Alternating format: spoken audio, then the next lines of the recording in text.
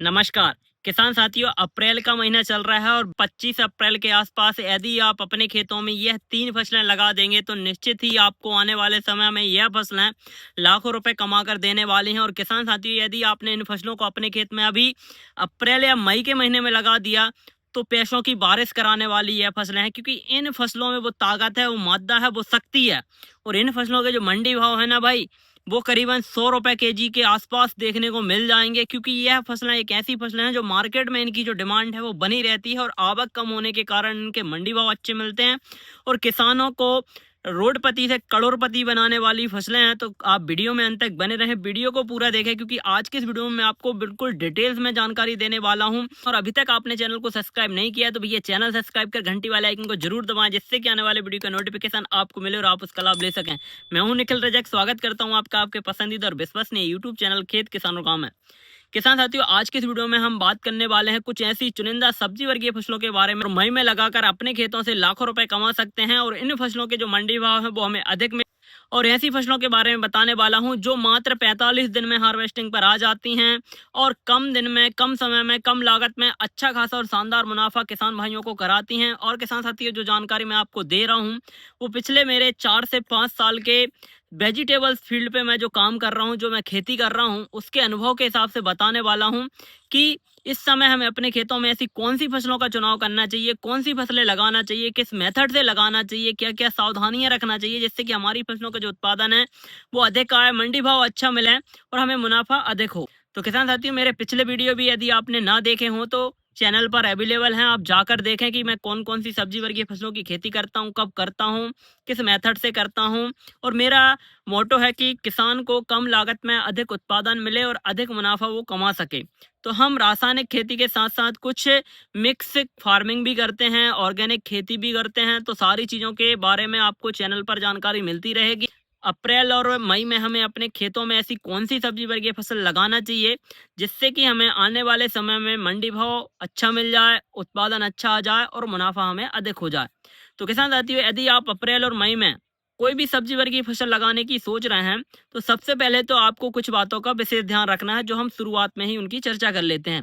पहली बात है कि आप खेत की तैयारी बहुत अच्छी तरीके से कराएं। खेत की एक बार अच्छे से जुताई करा दें, उसमें रोटर चला लें, खेत की मिट्टी को बारीक कर दें।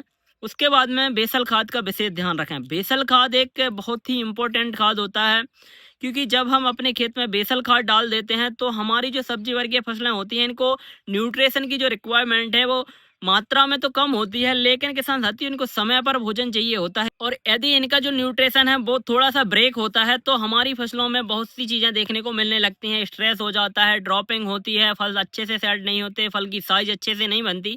तो इन सारी चीज़ों के लिए हमारी समस्या हमें देखने को ना मिले तो उसके लिए हमें बेसल खाद जरूर देना है। बेसल खाद में आप कंपोस्ट खाद ले लें, 3 से 4 ट्राली अच्छा कंपोस्ट किया हुआ खाद डाल दें 1 एकड़ में। यदि कंपोस्ट खाद अवेलेबल नहीं है तो आप बर्मिंग कंपोस्ट का उपयोग कर सकते हैं। यदि आप बर्मिंग कंपोस्ट भी नहीं डाल रहे हैं तो किसान साथियों, कुछ आप ऑर्गेनिक कंटेंट वाले जो खाद मार्केट में आते हैं, जैसे कि प्रोम है, आप उसका यूज कर सकते हैं। आप डीएपी का यूज कर सकते हैं। 20 से 40 केजी प्रति एकड़ के हिसाब से आप डीएपी ले सकते हैं। एमओपी का उपयोग कर सकते हैं। 20 से 40 केजी प्रति एकड़ हिसाब से आप एमओपी ले सकते हैं। एसएसपी डाल सकते हैं। टीएसपी का उपयोग कर सकते हैं 30 से 40 केजी प्रति एकड़ के हिसाब से। इसी के साथ किसान साथियों, आप कुछ रॉक फॉस्फेट है, जिप्सम है, इनका भी उपयोग करें, जिससे कि हमारी खेत की मिट्टी में ऑर्गेनिक कंटेंट भी बना रहे और हमारी खेत की मिट्टी भी स्वस्थ रहे। तो यह बेसल खाद आप जरूर डालें। इसके बाद में बात आती है कि हमें और कौन कौन सी बातों का ध्यान रखना है। तो किसान साथियों, जब हम अप्रैल और मई की बात करते हैं तो यहाँ पर गर्मी की जो बात है वो चरम पर रहती है और टेम्परेचर अधिकतर एरिया में 35 से 40 के आसपास हो जाता है। और जब हम यहाँ पर कोई भी सब्जी वर्गीय फसल लगाने की सोचते हैं तो सबसे मुख्य बात होती है सिंचाई की। यदि हम सिंचाई का विशेष ध्यान नहीं रखेंगे तो हमारी जो फसल है वो एक ही दिन में सूख जाएगी और हमारा लॉस हो जाएगा। तो सिंचाई प्रबंधन हमें बहुत अच्छी तरीके से करना है।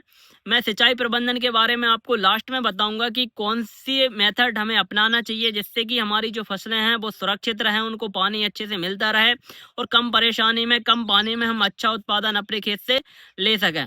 तो किसान साथी, ये तो सिंचाई की बात हुई। सिंचाई प्रबंधन पर विशेष ध्यान दें।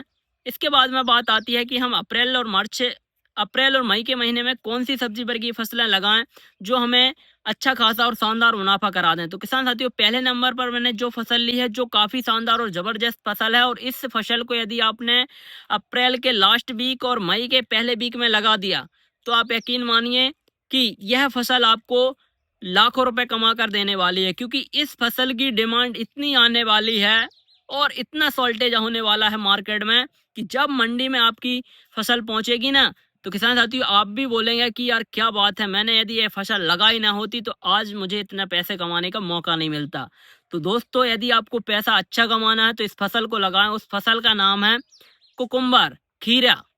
खीरा एक ऐसी फसल है किसान साथी, यदि आपने अप्रैल के लास्ट और मई के पहले वीक में लगा दी तो पहली बात तो यह है कि ये 45 दिन में हार्वेस्टिंग पर आ जाती है, और मात्र 45 दिन में हार्वेस्टिंग पर आती है। तो जब यह हार्वेस्ट होकर मंडी में जाएगी तो उस समय मंडी में खीरे की शॉर्टेज होगी, क्योंकि अधिकतर किसान भाई जो खीरे की फसल है वो फरवरी में करते हैं, और किसान साथी फरवरी वाला जो खीरा है वह मई के तक चलता है, और मई के बाद इसकी शॉर्टेज आना चालू हो जाती है, और हमारा जो खीरा है वो जून में आएगा।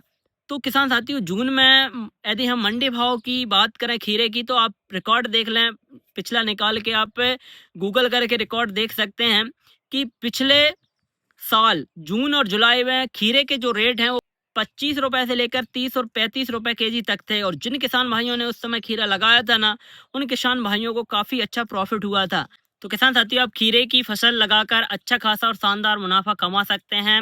यदि हम बात करें खीरे की फसल के बारे में, तो किसान साथियों खीरा शानदार फसल है, एक बेलवर्गीय फसल है, और किसान साथियों 3 से 4 महीने की फसल होती है और 90 दिन तक इसकी हार्वेस्टिंग चलती रहती है। यदि हम इसके 1 एकड़ में उत्पादन की बात करें तो 250 से 300 क्विंटल तक का उत्पादन हम आराम से ले सकते हैं। और किसान साथी, यदि हम बात करें कि 1 एकड़ में हम खीरे की फसल में कितनी लागत से कितना मुनाफा कमा सकते हैं, तो यदि हम लागत की बात करें तो किसान साथी इसके बीज का जो है वो 200 से 250 ग्राम बीज लगता है 1 एकड़ में, जो कि 4000 के आसपास इसका बीज आ जाता है, क्योंकि इसका बीज बहुत सस्ता होता है। और यदि हम इसमें रोग बीमारी की बात करें तो किसान साथी इसमें डाउनी मिल्ड्यू और पाउडरी मिल्ड्यू का थोड़ा सा अटैक रहता है, और लीफ माइनर का तो उनका कंट्रोल हमें करके रखना होता है। यदि हमने लीफ माइनर और डाउनी और पाउडरी को कंट्रोल कर लिया तो हमारा जो उत्पादन है वो बढ़ जाता है। और किसान साथी खीरे की फसल में हमें और कुछ बातों का ध्यान रखना रहता है, जैसे कि जब हम तुड़ाई करते हैं खीरे की, उसके बाद में हमें अपनी फसल पर स्प्रे करना रहता है जो न्यूट्रिशन का रहता है, जिससे कि हमारी फसल में ड्रॉपिंग और सेटिंग अच्छे से हो, ड्रॉपिंग ना हो और सेटिंग अच्छे से हो, और फल अच्छे से सेट हो, फल का साइज अच्छे से बढ़े, शाइनिंग रहे, तो इसके लिए हमें स्प्रे करना रहता है। 2-3 दिन बाद भी हम अपने 1 एकड़ खेत में खीरे की फसल लगाने वाले हैं, तो खीरे की ऊपर आपको डिटेल्स वीडियो मिलेगी, कब उसमें कौन सा रोग आता है, उसके कंट्रोल के लिए हमें क्या देना होता है, हम खीरे की फसल में क्या खाद शेड्यूल रखें, तो यह सारी जानकारी आपको देखने को मिल जाएगी। यदि हम वैरायटी की बात करें तो किसान साथियों खीरे की बहुत सी वैरायटियां हैं जो मार्केट में अवेलेबल हैं, बहुत सी हाइब्रिड वैरायटियां हैं, तो आप कोई भी अच्छे से अच्छी और शानदार और ज़बरदस्त उत्पादन देने वाली वैरायटी का चुनाव कर सकते हैं। यदि हम वैरायटी की बात करें तो किसान साथियों आप अपने एरिया के हिसाब से वैरायटी का सिलेक्शन करें, जो आपकी मंडी में, जो आपके क्षेत्र में अच्छे से बिक जाती हो, उस वैरायटी का सिलेक्शन करें।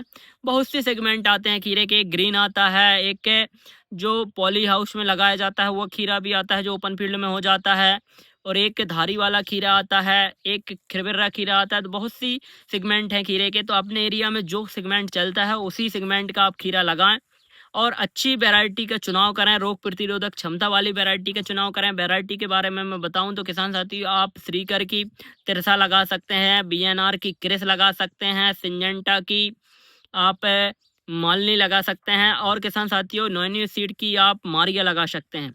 यह कुछ चुनिंदा वैरायटियां हैं जिनको आप ही अपने खेतों में लगा सकते हैं। दूसरे नंबर पर हमने जो फसल ली है वो भी काफ़ी शानदार फसल है, और उसमें भी मादा है किसानों को रोडपति से करोड़पति बनाने का। वह फसल है भिंडी की फसल।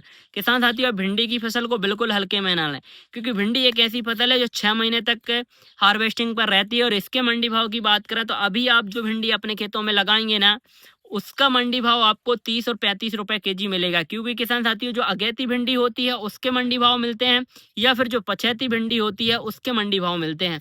तो अभी आप अपने खेतों में बेझिझक भिंडी की खेती कर सकते हैं, भिंडी को लगा सकते हैं। यदि भिंडी की बात करें तो यह भी 45 दिन में हार्वेस्टिंग पर आ जाती है। इसमें भी ज़्यादा रोग बीमारियां नहीं आती, ज़्यादा खाद नहीं लगता और ज़्यादा दवाइयाँ नहीं डलती और ज़्यादा लागत नहीं लगती और कम लागत में अच्छा उत्पादन देने वाली कोई भी फसल है तो वह भिंडी की फसल है। तो भिंडी की फसल को आप लगाकर अच्छा खासा और शानदार मुनाफा अपने खेतों से कमा सकते हैं।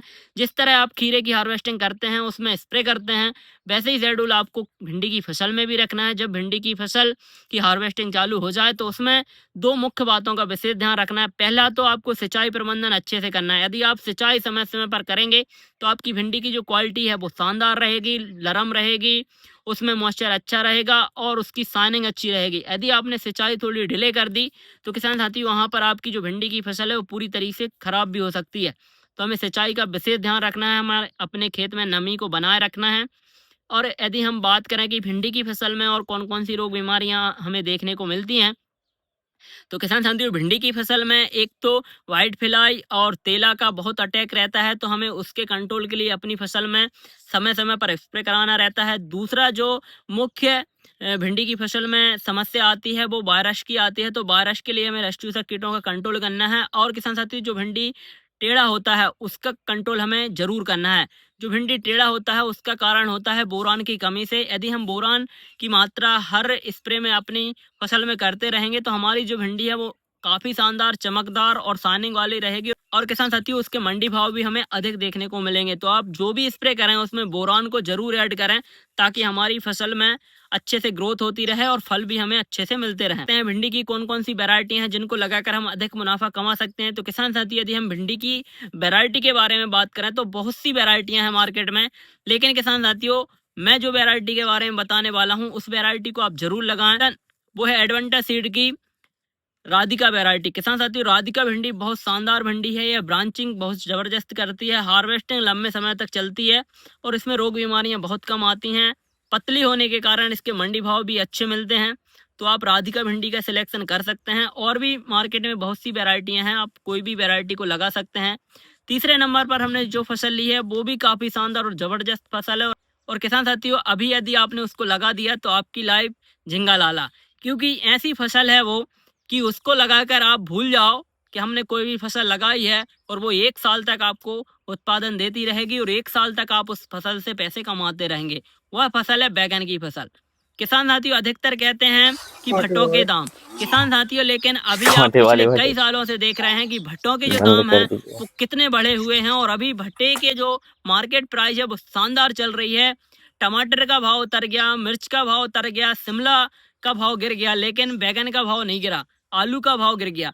किसान साथियों बैगन बहुत शानदार फसल है और यह 1 साल तक उत्पादन देती रहती है और 1 साल में किसान भाइयों को लाखों रुपए कमा कर देती है। इसमें मुख्यतः 2 समस्याएं किसान भाइयों को आती हैं। एक तो तना छेदक की बहुत ज़्यादा प्रॉब्लम होती है और एक फ्रूट बोरर की प्रॉब्लम होती है। लेकिन किसान साथियों इस समय लगाए गए बैगन में यह जो 2 समस्या हैं वो बहुत कम आती हैं और आपको इनके लिए स्प्रे शेड्यूल मैनेजमेंट करके रखना है। हर 8 से 10 दिन के अंतर पर यदि स्प्रे शेड्यूल अच्छे से करेंगे तो निश्चित ही आपकी फसल में यह रोग कंट्रोल रहेंगे और आपको अच्छा प्रॉफिट बैगन की फसल से होगा। तो अभी समय है आप अपने खेतों में बैगन की रोपाई कर सकते हैं। आने वाले 10 से 15 दिन के बीच में आप अपने खेतों में बैगन की रोपाई कर दें जिससे कि उसकी जो हार्वेस्टिंग है वो जल्द से जल्द चालू हो जाए और हमें मुनाफा देना चालू कर दे। बैगन की भी बहुत सी वैरायटियां हैं मार्केट में, अच्छी से अच्छी वैरायटी का सिलेक्शन करें, रोग प्रतिरोधक क्षमता वाली वैरायटी लें, अधिक उत्पादन देने वाली वैरायटी लें। बहुत सेगमेंट में बैगन आता है, छोटा, गोल, लंबा, कलर में आता है, ब्लैक कलर में, ग्रीन कलर में। तो आप अपने एरिया के हिसाब से सेगमेंट चेंज कर लें, सिलेक्ट कर लें और किसान साथी आप बैगन की खेती करके अच्छा खासा और शानदार मुनाफा कमा सकते हैं।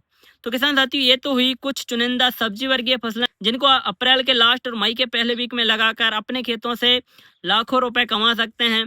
किसान साथियों मैंने बोला था कि हमें सिंचाई प्रबंधन पर किस तरीके से कंट्रोल करना है जिससे कि हमारी जो फसलें हैं वो अच्छे से चलती रहें और उत्पादन देती रहें। तो उसके लिए किसान साथियों आपको क्या करना है, ड्रिप इरिगेशन सिस्टम का उपयोग करना है। यदि आप ड्रिप इरिगेशन सिस्टम को लगाएंगे तो पानी कम लगेगा, खाद कम लगेगा और उत्पादन आपको ज़्यादा मिलेगा और आपकी फसल में स्ट्रेस है या ड्रॉपिंग है या जो पानी कम होने से बहुत सी समस्या देखने को मिलती हैं वो नहीं मिलेगी। तो किसान साथियों, आप ड्रिप इरिगेशन सिस्टम और मल्चिंग सीड का उपयोग करके यदि आप खीरा, भिंडी और बैगन की फसल लगाएंगे तो आपको अधिक मुनाफा देखने को मिलेगा। वीडियो में दी गई जानकारी यदि आपको अच्छी लगी हो, वीडियो पसंद आया हो तो वीडियो को लाइक करें, अधिक से अधिक किसान साथियों तक शेयर करें, कमेंट करके बताएं कि वीडियो कैसा लगा। और अभी तक आपने चैनल को सब्सक्राइब नहीं किया है तो भैया चैनल सब्सक्राइब जरूर करें, घंटी वाले आइकन को जरूर दबाएं, जिससे कि आने वाले वीडियो का नोटिफिकेशन आपको मिले और आप उसका लाभ ले सकें। धन्यवाद, मिलते हैं नई वीडियो में नई जानकारी के साथ। जब तक के लिए जय जवान जय किसान।